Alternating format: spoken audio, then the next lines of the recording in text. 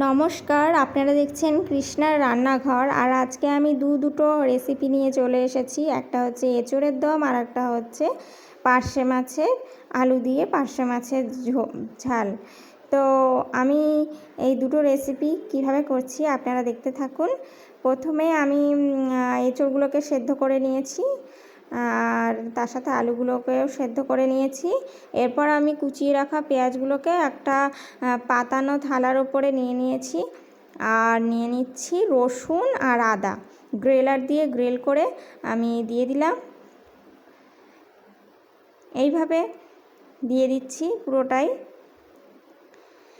4-5 কোয়া মতন রসুন নিয়েছি আর এদিকে নিয়েছি হলুদ গুঁড়ো দিয়ে দিচ্ছি, একটু লবণ আর টমেটো কুচি করে রাখা টমেটো, একটা গোটা রসুন,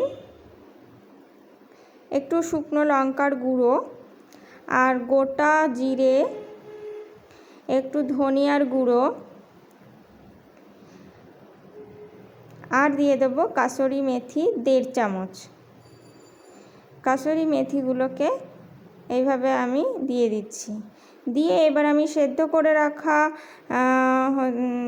করে রাখা এঁচোড় আর আলুগুলোকে দেব। তার আগে আমি একটা শুকনো লঙ্কা আর কিছুটা এলাচ আর দারচিনি দিয়ে দিচ্ছি, গোটা এলাচ গোটা দারচিনি দিয়ে এবার আমি আর 2টো তেজপাতাও দিতে হবে। বাবা, তেজপাতাগুলো কিছুতেই ছিঁড়তে পারছি না।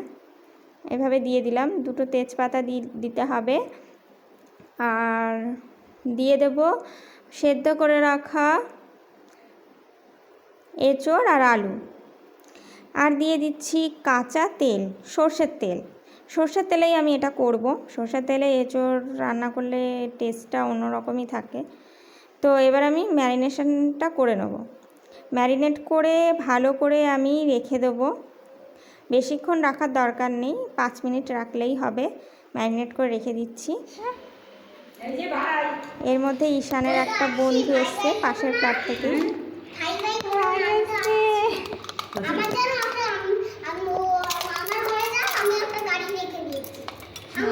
ও ভাইয়ের জন্য একটা গাড়ি রেখে দিয়েছে।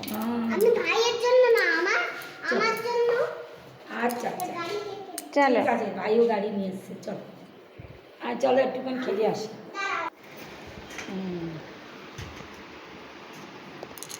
করতে পারবে না, ক্লাব বুঝতে পেরেছিস? হ্যাঁ, ওখানে পাশে পুলিশের গাড়ি, বুঝলে তো? তা ওই দাদাকেও বলেছে, বলছি ওনাকে বলে আসবি, বলবি মাঝে মাঝে দেখা দিবি, দেখা করে আসবি।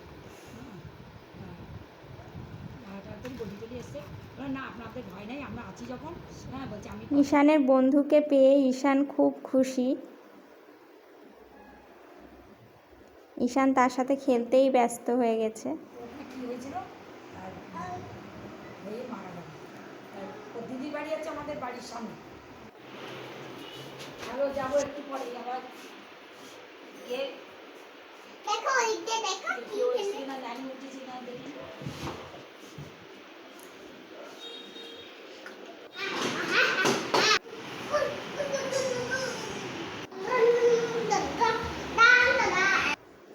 তো আমি আবার রান্নাঘরে চলে এলাম। এবার একটা হাঁড়ি নিয়ে নিয়েছি, এটা হাঁড়িতেই করব। আর হাঁড়িটা গরম হলে আমি একটু সর্ষের তেল নিয়ে নিলাম। সর্ষের তেলে দিয়ে দিচ্ছি হিং আর দিয়ে দিচ্ছি ম্যারিনেট করে রাখা যে এঁচোড়টা রেখেছিলাম ম্যারিনেট করে, সেটা আমি আস্তে আস্তে পুরোটাই দিয়ে দেবো। দিয়ে আমি ভালো করে কিন্তু একটু কষিয়ে নেব। এই রান্নাটা কিন্তু অনেকটাই সহজ আর খেতেও কিন্তু খুব ভালো লাগে। আপনারা কখনো একটু ট্রাই করে দেখবেন, আশা করি ভীষণই ভালো লাগবে। আর খুব সুন্দর একটা গন্ধও ছেড়েছে, সারা ঘর গন্ধেই ভরে যাচ্ছে।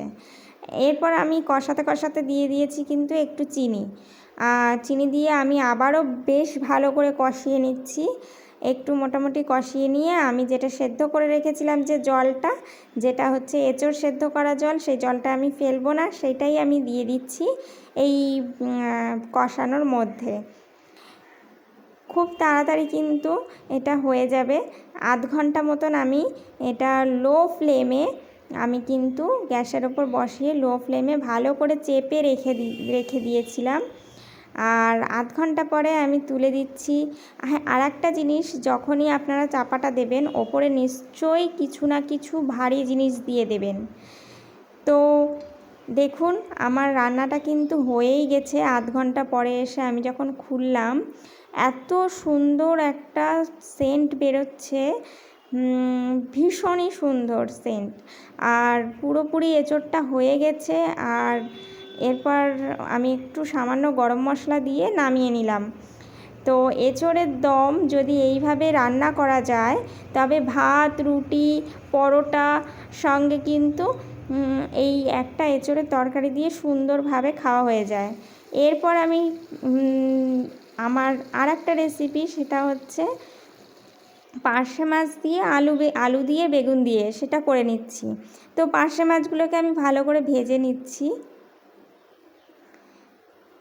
এটা সমস্ত বাড়িতেই হয়ে থাকে, তো ভাবলাম করছি যখন একটু আপনাদের কাছেও শেয়ার করি। তো ভাজা হয়ে গেছে। ভাজা তেলের মধ্যে আমি আলু আর বেগুনটাকেও একটু ভেজে নেব, নর্মালি যেমনভাবেই করে সেইভাবে ভেজে নিচ্ছি। ভেজে আমি একটা মিক্সিং বোলে নিয়ে নিচ্ছি টমেটো কুচি, আর নিয়ে নেব টমেটো কুচিটাকে মিক্সিং বোলে নিয়ে নিয়েছি। আর নিয়ে নিচ্ছি আদা আর রসুন, গোটা আদা গোটা রসুন কুচি করা, সেটা আমি পেস্ট করে নেব। আর এদিকে আমার আলু আর বেগুনটা কিন্তু হয়ে গেছে ভাজা। এবার ওই ভাজা তেলের মধ্যেই আমি একটু গোটা জিরে, গোটা সাদা জিরে, একটু কালো জিরে দিয়ে নিলাম। দিয়ে আমি এবার পেস্টটাকেও দিয়ে দিচ্ছি। দিয়ে আমি ভালো করে নেড়ে চেড়ে নিচ্ছি। এটাকে একটু ভালোভাবে কষিয়ে নেব।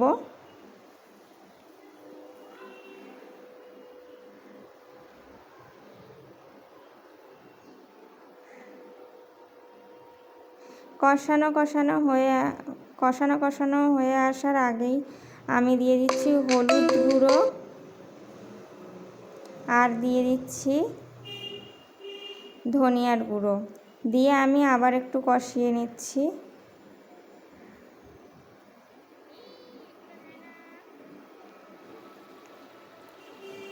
ধনিয়ার গুঁড়ো দিয়ে দিচ্ছি, একটু লঙ্কার গুঁড়ো দিয়ে দিচ্ছি। দিয়ে আমি ভেজে রাখা আলু আর বেগুনটাকে দিয়ে দিচ্ছি। আলু আর বেগুন দিয়েও আমি একটু ভালোভাবে কষিয়ে নেব। বলে রাখি, এটা কিন্তু ভীষণই সিম্পল রেসিপি। দুটো রেসিপি আপনারা ট্রাই করতে পারেন। এঁচোড়ের যে দমটা, সেটা কিন্তু একটু অন্য রকম। আর এটা আমার হাজব্যান্ডই আমাকে প্রথম বলে যে এইভাবে করা যায়, এইভাবে করলে ভীষণ ভালো লাগে খেতে, কখনো ট্রাই করে দেখো। তো এটা ট্রাই করে আমার ভীষণ ভালো লেগেছিল, আর আমি এটা বারবার করতে চাই।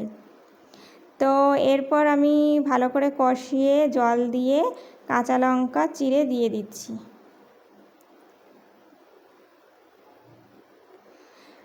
মোটামুটি জলটা ফুটে উঠলে আমি কিন্তু পার্শে মাছগুলোকে আস্তে আস্তে ছেড়ে দিচ্ছি। পার্শে মাছগুলোকে এর মধ্যে দিয়ে দিচ্ছি ভালো করে। পার্শে মাছগুলো যাতে ঝোল মশলা ঢোকে, তার জন্য আমি একটু নেড়ে চেড়ে ভালো করে দিয়ে দিচ্ছি।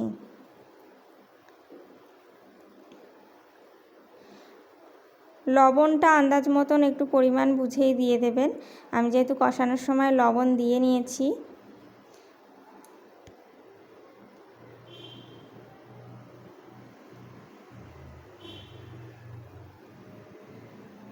মোটামুটি হয়ে গেছে। হয়ে গেলে আমি নামিয়ে নিয়েছি পার্শে মাছের এই আলু দিয়ে বেগুন দিয়ে পার্শে মাছ।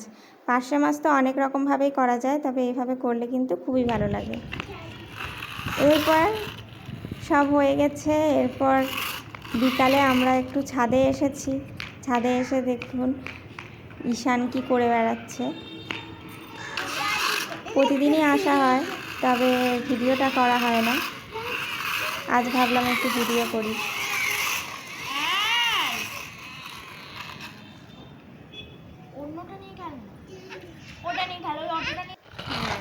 তো ভিডিওটা দেখার জন্য অসংখ্য ধন্যবাদ। আমার পাশে থাকবেন।